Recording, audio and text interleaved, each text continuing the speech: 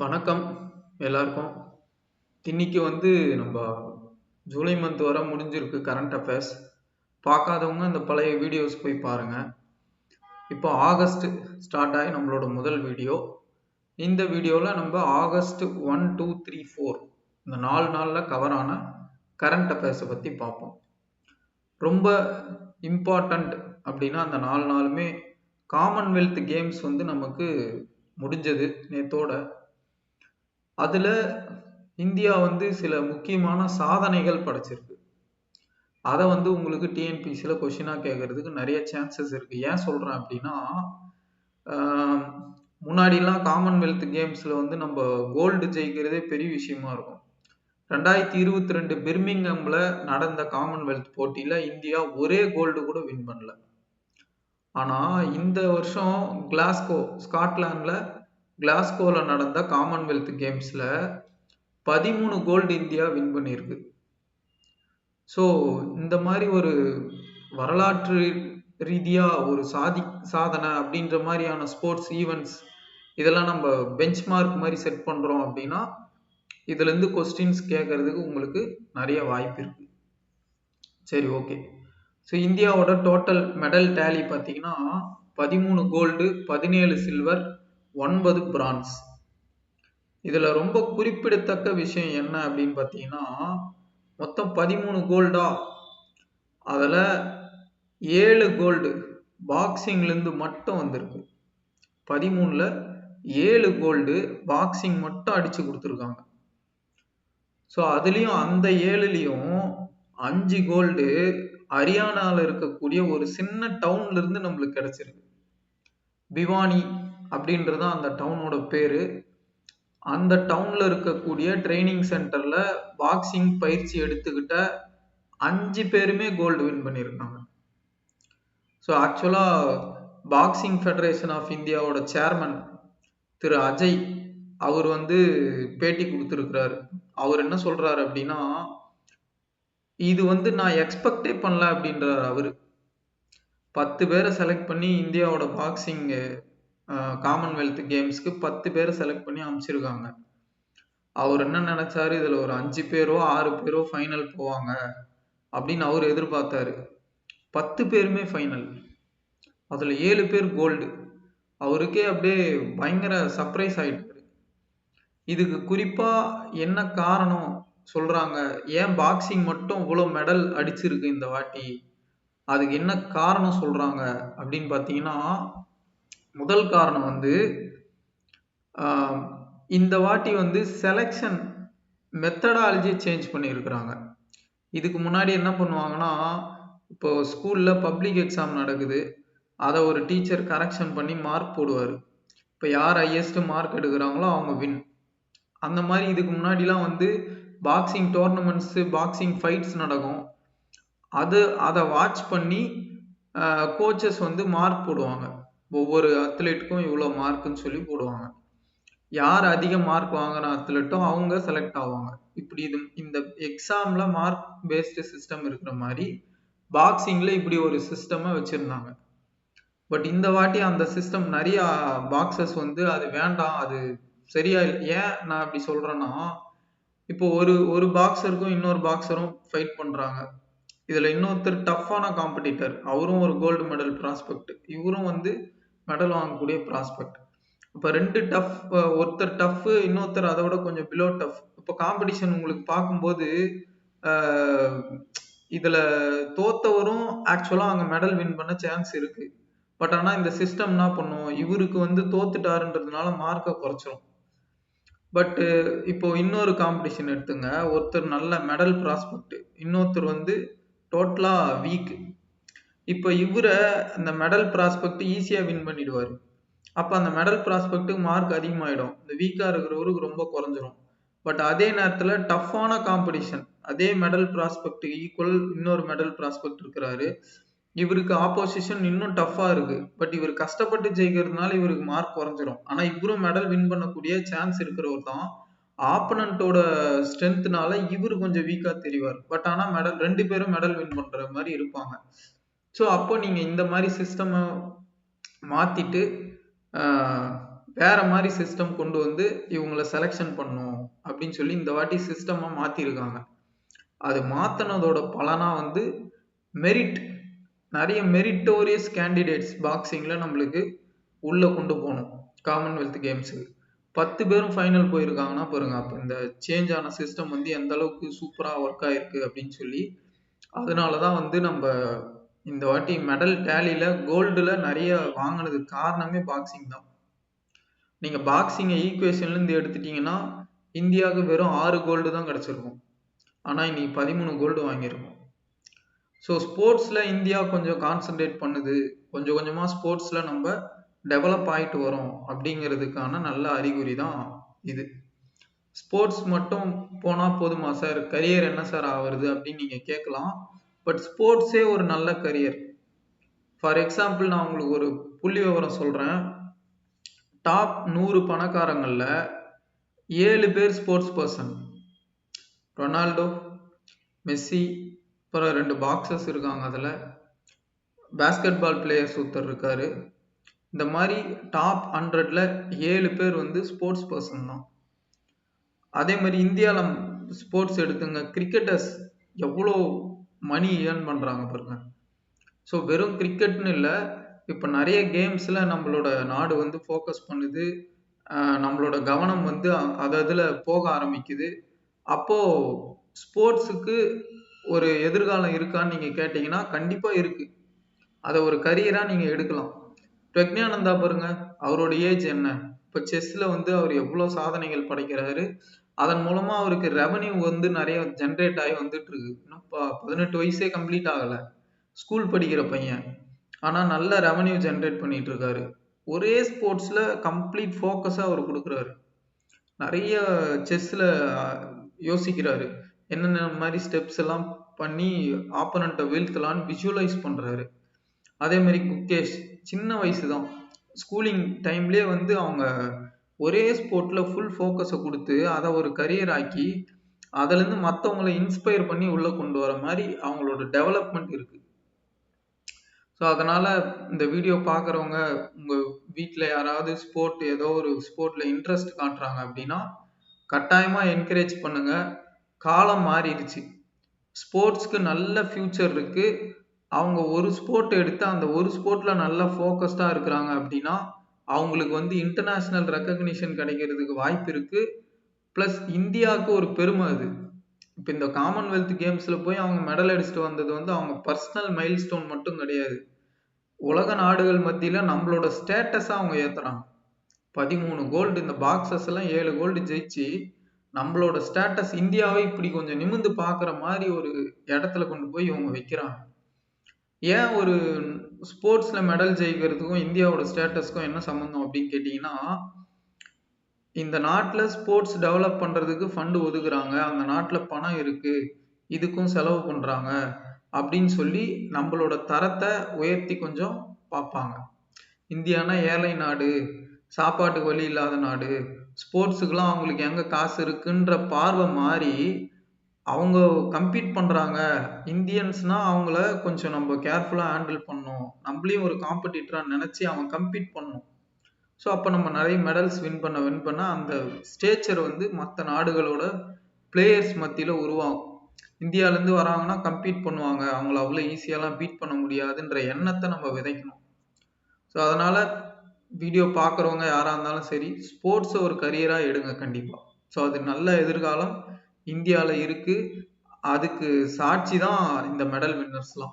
சரி, ஓகே. முன்னாடியெல்லாம் வந்து இன்ஃப்ராஸ்ட்ரக்சர் இல்லை, ஸ்போர்ட்ஸில் கவனம் ஒழுங்காக செலுத்தலை. இப்போ அப்படி கிடையாது, நல்ல எதிர்காலம் இருக்கு. கவர்மெண்ட்டும் ஸ்போர்ட்ஸில் நல்லா இன்வெஸ்ட் பண்ணுறாங்க, நிறைய முன்னெடுப்புகள் கொண்டு வர்றாங்க. சரி, ஓகே. இன்னொரு முக்கியமான பாயிண்ட், இந்த காமன்வெல்த் கேம்ஸ்ல குல்வீர் சிங் ஒரே கேம்ஸ்ல 2 மெடல் வின் பண்ணியிருப்பாரு. ஒன்று 10,000 மீட்டர் ரேஸ்ல ஒரு சில்வர், 5,000 மீட்டர் ரேஸ்ல ஒரு பிரான்ஸ். 10,000 மீட்டர் ரேஸ் ஓடி அடுத்து ஒரு 2வது நாள் 3வது நாளே 5,000 meter race. So proper rest கொடுத்து அந்த மசில்லாம் ரெஸ்ட் ஆகி திரும்ப ஒரு ரேஸ் ஓடுறதுக்குள்ளவே அடுத்த ரேஸ் வருது. அந்த அடுத்த ரேஸ்லயும் அவர் ஒரு மெடல் ஜெயிக்கிறார். ஸோ மொத்த காமன்வெல்த் கேம்ஸ்ல 2 மெடல் வின் பண்ணவர் வந்து குல்வீர் சிங். ஸோ இவரை கொஸ்டினாக கேட்கறதுக்கு நிறைய சான்ஸ் இருக்கு. அதனால தான் ஸ்பெசிஃபிக்காக இவரை எடுத்து உங்களுக்கு இந்த போஸ்ட்ல வச்சிருக்கேன். ஸோ இதையும் பார்த்துக்கோங்க. அவரோட நேம் கொஞ்சம் நல்லா ஞாபகம் வச்சுக்கோங்க. சரி, ஓகே. அடுத்து ஒரு இம்பார்ட்டண்ட்டான government scheme, national green hydrogen mission. So ரீசண்டாக ஹைட்ரஜன் ட்ரெயின் வந்து விட்டுருப்பாங்க. அதை பற்றி நம்ம வீடியோவும் போட்டிருப்போம். ஜூலை மந்த் வீடியோ பார்த்தீங்கன்னா அந்த ஹைட்ரஜன் ட்ரெயின் பற்றி போட்டிருப்பேன். ஸோ அந்த வகையில் நேஷனல் கிரீன் ஹைட்ரஜன் மிஷன், தேசிய பசுமை ஹைட்ரஜன் இயக்கம் ரொம்ப முக்கியமான ஒரு கரண்ட் அஃபேர் டாபிக். ஸோ அதை பற்றி கொஷின் கேட்க நிறைய சான்ஸ் இருக்குது. கவர்மெண்ட் ஸ்கீம்ஸ்னு உங்களுக்கு எக்கனாமிக்ஸு சாப்டர் எடுத்தீங்கன்னா நிறைய கவர்மெண்ட் ஸ்கீம்ன்ற வேர்ட்ஸ் உங்கள் சிலபஸ்லேயே கொடுத்துருப்போம். ஸோ அந்த வகையில் இது ரொம்ப இம்பார்ட்டன்ட், கேட்கறதுக்கு ஸ்கோப் இருக்குது. சரி, ஓகே.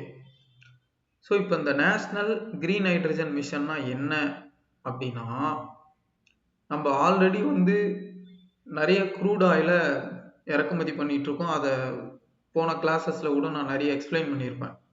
இந்த E20 ஃபியூல் எக்ஸ்பிளைன்டுன்னு சொல்லி நம்ம ஒரு சீரீஸ் கிரியேட் பண்ணியிருக்கோம். அதில் போய் பார்த்தீங்கன்னாலும் இதை பற்றின எக்ஸ்பிளனேஷன் நான் சொல்லியிருப்பேன். 85% இந்தியா க்ரூட் ஆயிலை என்ன பண்ணுது? இம்போர்ட் தான் பண்ணுது. இப்போ இம்போர்ட் பண்ணோன்னா உங்களுக்கு டாலர் தேவை. அப்போ டாலரை நீங்கள் கொடுத்து க்ரூட் ஆயிலை இறக்குமதி பண்ணுறீங்க. அப்போ உங்கள் டாலர் என்ன ஆகுது? அவுட்ஃப்ளோ ஆகுது. அவுட்ஃப்ளோ ஆனால் என்ன சார் அப்படின்னு கேட்டிங்கன்னா, உங்கள் டாலரை நீங்கள் இதுக்கு செலவு பண்ணிட்டீங்கன்னா வேற பொருட்கள் வாங்குறதுக்கு டாலர் உங்களுக்கு குறைஞ்சிரும், அந்நிய செலாவணி குறைஞ்சிரும். அப்போ க்ரூட் ஆயில் இறக்குமதியை நம்ம தடுத்துட்டோம், வேற ஃபியூல் இந்தியாவிலே ரெடி பண்ணிட்டோம் அப்படின்னா நீங்கள் 85% இறக்குமதியில் ஒரு 60% குறைச்சா கூட கணிசமான அளவுக்கு இந்தியாவுக்கு அந்நிய செலாவணி மிச்சமாகும். இப்போ குறிப்பாக அந்த US ஈரான் போர்னால அந்த ஹார்முஸ் இணையை மூடுறது திறக்கிறது, அங்கே ஒரு அன்சர்டனிட்டி, அது வழியாக வரக்கூடிய க்ரூட் ஆயில் டேங்கர்கள் ஒழுங்காக வந்து சேர மாட்டேங்குது. க்ரூட் ஆயிலோட உற்பத்தியே அடி வாங்குது. அங்கே போர் இருக்கிறதுனால நிறைய பேர் என்ன பண்ணுறாங்க, க்ரூட் ஆயில் உற்பத்தியை குறைக்கிறாங்க. ஸோ உற்பத்தி குறையுதுன்னும் போது கம்மியான உற்பத்தி இருக்குன்னா அதோட டிமாண்ட் அதிகமாக தான் இருக்குது. டிமாண்ட் இருக்கிறது அப்படியே தான் இருக்குது, உற்பத்தி குறையுது அப்படின்னா பொருளோட ரேட் ஆட்டோமேட்டிக்காக ஏறிடும். இப்போ விலைவாசி ஏறுது அப்படின்னா என்ன அர்த்தம்? ஆல்ரெடி நம்ம 85% க்ரூட் ஆயில் இம்போர்ட் பண்ணுறோம், இதில் ரேட்டு வேறு அதிகமாகிடுச்சு அப்படின்னா இங்கே பெட்ரோல் போடாமல் இருக்க முடியுமா? யாராவது வண்டி எடுக்காமல் இருக்க முடியுமா? வேலைக்கு போகாமல் இருக்க முடியுமா? காய்கறி ஒரு ஸ்டேட்லேருந்து இன்னொரு ஸ்டேட்டுக்கு கொண்டு வர முடியாமல் இருக்க முடியுமா? எல்லாத்துக்கும் ஃபியூல் தேவை. அப்போ நம்ம ரெகுலர் ஒர்க்குக்கே ஃபியூல் தேவை. அப்போது இவன் ரேட்டு ஏற்றிட்டான்றதுக்காக நம்ம வாங்காமல் இருக்க முடியாது. அப்போ நம்ம என்ன பண்ணுறோம், இதுக்கு முன்னாடி $100 கொடுத்து வாங்குறோம் அப்படின்னா ஒரு பேரல் இப்போ $110 கொடுத்து வாங்குறோம். ஒரு எக்ஸாம்பிளுக்கு சொல்கிறேன். இப்போ ஒரு பேரலுக்கு $10 அதிகமாகுதுன்னா ஒரு நாளைக்கு 1 மில்லியன் பேரல் நம்ம கன்சியூம் பண்ணால் $10 மில்லியன் நம்மளுக்கு எக்ஸ்ட்ரா செலவு. வெறும் $10, இந்த $100 தாண்டி $10 ஏறினா கூட $10க்கு $10 மில்லியன் நம்மளுக்கு எக்ஸ்ட்ரா செலவு. அப்போ நம்ம அந்நிய செலவுன்னு என்ன ஆகுது? நம்ம கையை விட்டு வேகமாக போகுது. ரேட் ஏறினதுனால நம்ம கையை விட்டு வேகமாக போகுது. நம்மளும் கன்சம்ஷனை குறைப்போமா? குறைக்க முடியாது. பெட்ரோல் இல்லை அப்படின்னா நீங்கள் எப்படி வண்டி இல்லாமல் எப்படி ஆஃபீஸ் போவீங்க? வண்டியிலே போய் பழகினவங்களுக்கு பஸ்ஸில் போக பிடிக்காது. சரி, அப்படியே பஸ்ஸில் போனாலும் அங்கே ரஷ் அதிகமாகும். அடிஷ்னல் பஸ்ஸஸை உடனே நம்ம விட முடியுமா? ஸோ இது மாதிரி நிறைய நடைமுறை சிக்கல்கள் இருக்குது. க்ரூட் ஆயில் இறக்குமதி கரெக்டாக போகுது, நம்மளுக்கு அங்கே பிரச்சனைலாம் வருது அப்படின்ற போது பிரச்சனைலாம் எல்லாம் போகும். அங்கே சண்டை நடக்குது, க்ரூட் ஆயில் உற்பத்தி பாதிக்குது, ப்ரைஸ் ஏறுது அப்படின்னா அப்போ நம்ம அதுக்கான நிரந்தர தீர்வை நோக்கி போகிறோம். அதனால தான் இந்த நேஷனல் கிரீன் ஹைட்ரஜன் மிஷன் அப்படின்றது இந்த சுச்சுவேஷன், கரண்ட் ஜியோ பொலிட்டிக்கல் சுச்சுவேஷனை கன்சிடர் பண்ணும்போது ரொம்ப ரொம்ப இம்பார்ட்டண்ட்டான ஒரு திட்டம். இதோட கோல் என்ன அப்படின்னு பார்த்தீங்கன்னா, முக்கியமான துறைகள் ஸ்டீலு, ரிஃபைனரி, அதுக்கப்புறம் ஃபெர்டிலைசர் மேனுஃபேக்சரிங்கு, சிமெண்ட் மேனுஃபேக்சரிங்கு, இதெல்லாம் முக்கியமான துறைகள். ஏன் முக்கியமான துறைகள் அப்படின்னா, இப்போது சிமெண்ட் மேனுஃபேக்சரிங் ப்ராப்பராக இருந்தால் மொத்த கன்ஸ்ட்ரக்ஷன் இண்டஸ்ட்ரியும் ப்ராப்பராக இருக்கும். ஏன்னா சிமெண்ட்டு பொறுத்து தான் கன்ஸ்ட்ரக்ஷன் இண்டஸ்ட்ரி இருக்குது. இப்போ ஸ்டீல் மேனுஃபேக்சரிங் ப்ராப்பராக இருந்தால் தான் நிறைய இண்டஸ்ட்ரியோட ரா மெட்டீரியலாக ஸ்டீல் இருக்குது. அதாவது இந்த கம்பெனிஸ், இந்த ஒரு கம்பெனி நல்லா இருந்தால் அதை சுற்றி நிறைய கம்பெனி நல்லா இருக்கும். ஃபார் எக்ஸாம்பிள் பவர் இல்லாத மற்ற கம்பெனி ஓடுமா? அப்போ பவர் ஜெனரேஷன் கம்பெனி ரொம்ப முக்கியம். நேஷனல் தெர்மல் பவர் கார்பரேஷன், அது எத்தனை கம்பெனிஸ்க்கு பவர் சப்ளை பண்ணுது. ஸோ அதோட பவர் அங்கே இல்லைன்னா அந்த கம்பெனிஸ் ஆப்ரேட் ஆகாது. அப்போ இவன் வந்து மையப்புள்ளி, இவன் ஒருத்தன் இல்லைன்னா அவங்கெல்லாம் கீழே விழுந்துருவாங்க. அப்போ அந்த மாதிரியான இம்பார்ட்டன்ட் கம்பெனிஸை டீகார்பனைஸ் பண்ணணும் அப்படின்னு கவர்மெண்ட் வந்து நினைக்குது. ஏன் அப்படின்னா இது ஸ்ட்ராட்டஜிக்கல் திங்கிங் தான். இப்போ ஃபார் எக்ஸாம்பிள், இப்போ க்ரூட் ஆயில் சப்ளை பண்ணக்கூடிய கண்ட்ரிஸ் எல்லாம் இந்தியாவுக்கு எதிராக மாறுதுன்னு வச்சுக்கலாம். ஒரு எக்ஸாம்பிள், ஈரானு எல்லாம் நம்மளுக்கு எதிராக மாறுது, உங்களுக்கு நான் சப்ளை பண்ண முடியாதுன்றான். அப்போ அவன் கொடுக்குற க்ரூட் ஆயிலேருந்து வர எனர்ஜி யூஸ் பண்ணி தான் நம்ம இந்த ஸ்டீலை உற்பத்தி பண்ணுறோம், ரிஃபைனரிஸ் ரன் ஆகுது, ஃபெர்டிலைசர்ஸ் உற்பத்தி பண்ணுறோம், சிமெண்ட்டை உற்பத்தி பண்ணுறோம் அப்படின்னு வச்சுங்க. அவன் சப்ளையை நிறுத்திட்டா அப்போ நம்ம இந்த இண்டஸ்ட்ரீஸ்லாம் முடங்கிடும். இந்த கோர் இண்டஸ்ட்ரி முடங்குச்சு அப்படின்னா மற்ற எல்லா இண்டஸ்ட்ரீஸும் படுத்துரும், நம்மளோட ஜிடிபி அடி வாங்கும். அப்போ நம்ம இந்த எக்ஸ்டர்னல் ஷாக்லேருந்து நம்மளை தற்காத்துக்கணும். அப்போ என்ன பண்ணுறாங்க, நீ எனக்கு கொடுக்கலைனாலும் நான் லோக்கலில் ஹைட்ரஜன் ப்ரொடக்ஷனை இம்ப்ரூவ் பண்ணி அதை யூஸ் பண்ணி என்னோட தொழிற்சாலைகளை நான் ரன் பண்ணிடுவேன் அப்படின்னு சொல்லி தான் இந்த திட்டத்தை கவர்மெண்ட் லான்ச் பண்ணுது. So at least 5 million tons 5 million mega tons ஹைட்ரஜனை ஒரு வருஷத்துக்கு உற்பத்தி பண்ணணும் 2030க்குள்ள. அதுதான் இந்த ப்ரொடக்ஷன் டார்கெட்டாக ஹைட்ரஜன் மிஷனில் வச்சிருக்கிறாங்க. அதுவும் கிரீன் ஹைட்ரஜனாக இருக்கணும். ஹைட்ரஜன் உற்பத்தி பண்ணுறது அப்படின்றது தண்ணியிலேருந்து ஹைட்ரஜனை பிரித்து எடுக்கிறது தான் ஹைட்ரஜன் உற்பத்தி அப்படின்னு சொல்கிறோம் நம்ம. இப்போ நீங்கள் தண்ணியிலேருந்து ஹைட்ரஜனை பிரித்து எடுக்க எனர்ஜி தேவை. அந்த எனர்ஜி நீங்கள் நிலக்கரி எரித்து கொண்டு வரலாம், இல்லை வேறு பெட்ரோல் டீசலை எரித்து கூட கொண்டு வர முடியும். அதை நீங்கள் சோலார் யூஸ் பண்ணியும் கொண்டு வர முடியும். நம்ம கிரீன் ஹைட்ரஜன் மிஷனில் நம்மளோட நோக்கம் சோலாரையோ விண்டு பவரையோ யூஸ் பண்ணி நீர்லிருந்து ஹைட்ரஜனை தனியாக பிரித்து எடுக்கணும். அதனால தான் அதை கிரீன் ஹைட்ரஜன் மிஷன் அப்படின்னு நம்ம சொல்கிறோம். இப்போ நீங்கள் நிலக்கரி எரித்து ஹைட்ரஜனை தனியாக பிரிக்கிறீங்கன்னா அப்போ இந்த இந்த ஸ்கீமோட அந்த கோல் அடி வாங்குது. நீ மறுபடியும் நிலக்கரி எரிப்ப அப்படின்னா மறுபடியும் பொல்யூஷன் ஆகும், குளோபல் வார்மிங், கிளைமேட் சேஞ்ச், இந்த இஷ்யூஸை ஹைட்ரஜன் ஃபியூல் சார்ட் அவுட் பண்ணணும்னு நம்ம நினைக்கிறோம். ஆனால் நீ நிலக்கரி எரித்து ஹைட்ரஜனை உற்பத்தி பண்ணுற அப்படின்னா அந்த நோக்கம் கெட்டு போயிடுது. அதனால்தான் கிரீன் ஹைட்ரஜன் மிஷன் பேரே வச்சிருக்கிறாங்க. கிரீன் எனர்ஜி யூஸ் பண்ணி தண்ணியிலிருந்து ஹைட்ரஜனை பிரித்து எடுங்க அப்படின்றத அந்த மிஷனோட நோக்கம். அதில் எவ்வளோ ப்ரொடக்ஷன்னா 5 மெகா மில்லியன் டன் ஒரு வருஷத்துக்கு 2030க்குள்ள இந்த ப்ரொடக்ஷன் கெப்பாசிட்டியை இந்தியா அடையணும். இதன் மூலம் 6 லட்சம் பேருக்கு நம்ம வேலை வாய்ப்பை கிரியேட் பண்ணி கொடுக்கணும் அப்படின்றதெல்லாம் தான் இதோட நோக்கம். இது எந்த மினிஸ்ட்ரி கீழே வருது அப்படின்னு பார்த்தீங்கன்னா நியூ அண்ட் ரினியூவபிள் எனர்ஜி, இந்த மினிஸ்ட்ரி கீழே தான் வருது.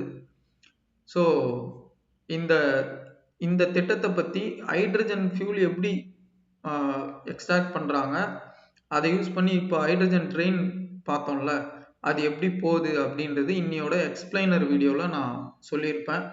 அந்த டீட்டெயில்ஸ்க்கு நம்ம எக்ஸ்பிளைனர் வீடியோவையும் ஒரு வாட்டி நீங்கள் கிளியராக பார்த்துக்கோங்க, ஓகேவா? இந்த மாதிரி டெய்லி கரண்ட் அஃபேர்ஸ்க்கு நம்ம சேனலை சப்ஸ்கிரைப் பண்ணிக்கோங்க. உங்கள் ஃப்ரெண்ட்ஸு யாருக்காவது யூஸ்ஃபுல்லாக இருக்கும் அப்படின்ற மாதிரி உங்களுக்கு தோணுச்சு அப்படின்னா அவங்களுக்கும் ஷேர் பண்ணுங்கள். உங்களோட ஃபீட்பேக் எதாவது இருக்குது, இந்த மாதிரி சேஞ்சஸ் பண்ணோம் சார், இன்னும் எங்களுக்கு இந்த மாதிரி கண்டென்ட் வேணும் அப்படின்னு உங்களுக்கு ஏதாவது ஃபீட்பேக் இருந்தாலும் கமெண்ட் செக்ஷனில் அதை கமெண்ட் பண்ணுங்கள், ஓகேவா? தேங்க்யூ.